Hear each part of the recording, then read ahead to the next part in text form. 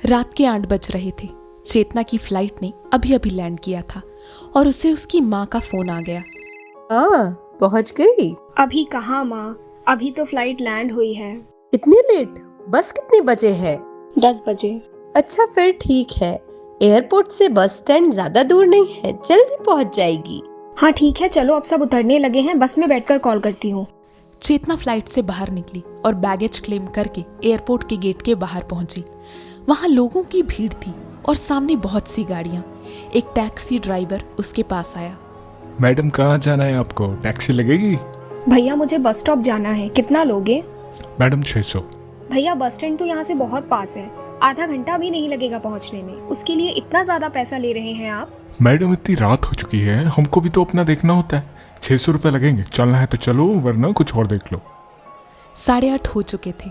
चेतना के हाथ में 2 बड़े और भारी बैग थे जिसे वो बहुत मुश्किल से उठा रही थी। वो चलकर थोड़ा आगे गई और वहां उसे फॉर्मल कपड़ों में कुछ लड़कियां दिखाई दी। एक लड़की उसके पास आई। मैडम कैब चाहिए आपको?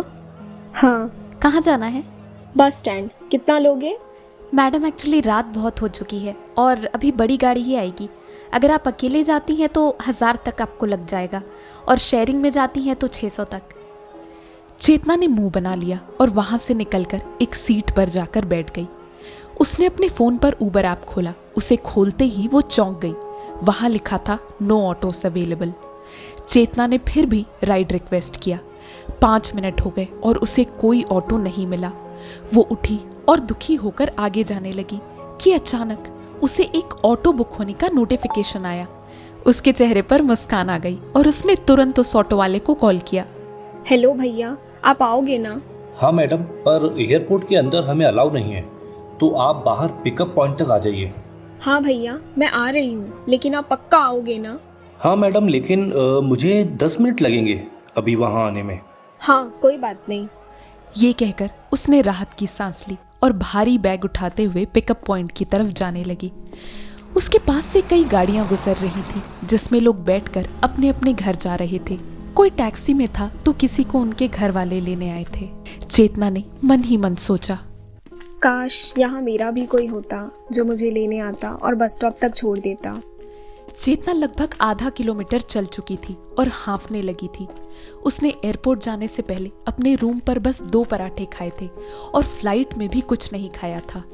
भूख और थकान से उसकी हालत खराब हो रही थी। बाजू से गाड़ियों में गुजर रहे लोग उसे दया भावना से देखते जा रहे थे, पर ना कोई उससे कुछ पूछता और ना कोई उसे लिफ्ट देता। जैसे तैसे चेतना पार्किंग तक पहुंची और फिर उस ऑटो वाले को कॉल किया। भैया मैं पिकअप पॉइंट पर आ गई, आप कहाँ हैं? मैडम मैंने तो सारे राइड कैंसिल कर दिए हैं। ये सुनते ही चेतना का गुस्सा 7वें आसमान पर पहुंच गया। भैया ये क्या कह रहे हो? अभी तो आपने बोला था आप आओगे। नहीं मैडम, मैंने नहीं बोला, किसी और से आपकी बात हुई होगी। ये कहकर उस ऑटो ड्राइवर ने कॉल काट दिया। चेतना ने गुस्से में अपना फोन पटकने के लिए अपना हाथ ऊपर उठाया और तभी उसकी नजर पास के टोल बूथ पर बैठे एक लड़के पर पड़ी जो उसे घूर रहा था। वो लड़का टोल चार्ज करने का काम करता था। चेतना जरा घबराई। उसने तुरंत उबर ऐप खोला और एक बार फिर ऑटो रिक्वेस्ट किया। 10 मिनट हो गए पर उसे कोई ऑटो नहीं मिला। अब उसने पैसे की जिद छोड़ी और कैब देखने का सोचा। उसने जैसे ही कैब के ऑप्शन पे क्लिक किया तो वहां लिखकर आया नो कैब्स अवेलेबल। वो चौंक गई। उसने एक नजर अपनी घड़ी पर डाली और देखा कि 9 बज चुके थे। उसने नजर उठाई और वो लड़का अब भी उसे घूर रहा था। चेतना ने इधर उधर नजर घुमाई और उसे चारों तरफ सन्नाटा दिखाई दिया। अब तक सारे कैब्स और सारे लोग जा चुके थे। अब उसकी घबराहट बढ़ गई। अचानक वहां से कुछ आवारा लड़के अपने बाइक्स पर गुजरे और चेतना को देखकर कहा, अरे मैडम कहाँ जाना है हमें बताओ, हम आपको छोड़ देंगे। चेतना ने अपने फोन पर बात करने का नाटक किया। वो लड़के सीटी मारते और उसे छेड़ते हुए वहां से चले गए। तभी पास से एक सिक्योरिटी गार्ड गुजरा। चेतना ने तुरंत उससे बात की। भैया यहाँ कोई ऑटो या कैब नहीं दिख रही है। मैडम आप इतनी देर तक यहाँ क्या कर रहे हो? ये तो बहुत छोटा एयरपोर्ट है, अभी 5 मिनट में बंद हो जाएगा और इतनी रात को यहाँ कोई ऑटो या कैब नहीं मिलती। अभी तक तो आपको चले जाना चाहिए था। ये कहकर उस गार्ड ने दया भरी निगाहों से उसे देखा और फिर वहां से चला गया। अब वहां उसके और उस टोल बूथ वाले लड़के के अलावा और कोई नहीं था। उसने एक नजर उस लड़के पर डाली जो अब भी उसे एक टक लगाकर देख रहा था और फिर सोचा, ये क्या हो गया मेरे साथ?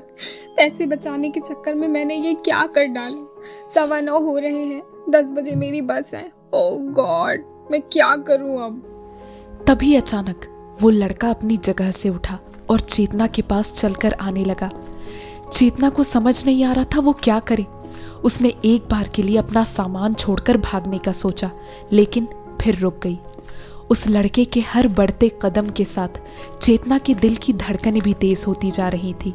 फिर वो लड़का चेतना के पास पहुंचा और पूछा, मैडम क्या हुआ, आपको गाड़ी नहीं मिल रही क्या? चेतना ने डरते डरते जवाब दिया, हाँ भैया, और आधे घंटे में मेरी बस है, मुझे अपने गांव जाना है। तभी उस लड़के ने अपने पॉकेट में हाथ डाला। चेतना ने भागने के लिए एक कदम आगे बढ़ाया, पर उस लड़के ने पॉकेट से अपना फोन निकाला। चेतना के कदम रुक गए। उस लड़के ने किसी को कॉल लगाया और बात करने लगा। भाई यहाँ पर एक मैडम खड़ी है, तू ऑटो लेके आ पाएगा? चेतना बड़ी उम्मीद से उस लड़के की बातें सुनने लगी। कुछ देर में उस लड़के ने कॉल काटा और चेतना से कहा, मैडम आप चिंता मत करिए, एक ऑटो वाला मेरा दोस्त है, उसे मैंने कॉल कर दिया है, वो 10 मिनट में आ जाएगा। ये कहकर वो वहां से जाने लगा।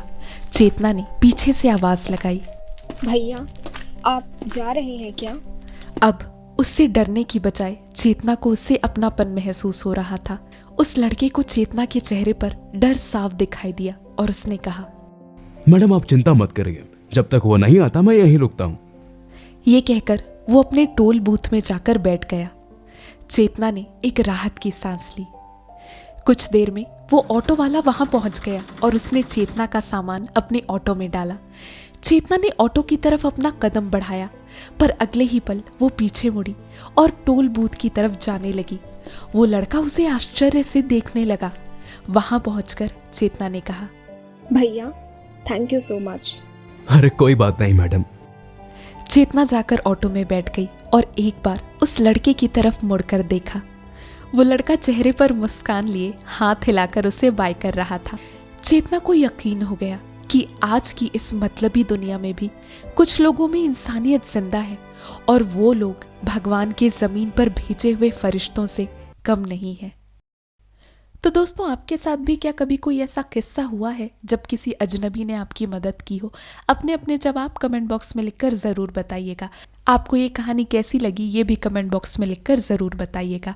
अगर कहानी अच्छी लगी तो वीडियो को लाइक करें, शेयर करें और आगे ऐसी ही अच्छी कहानियाँ पाने के लिए हमारे चैनल को सब्सक्राइब करें और बेल आइकन क्लिक करें। Thank you.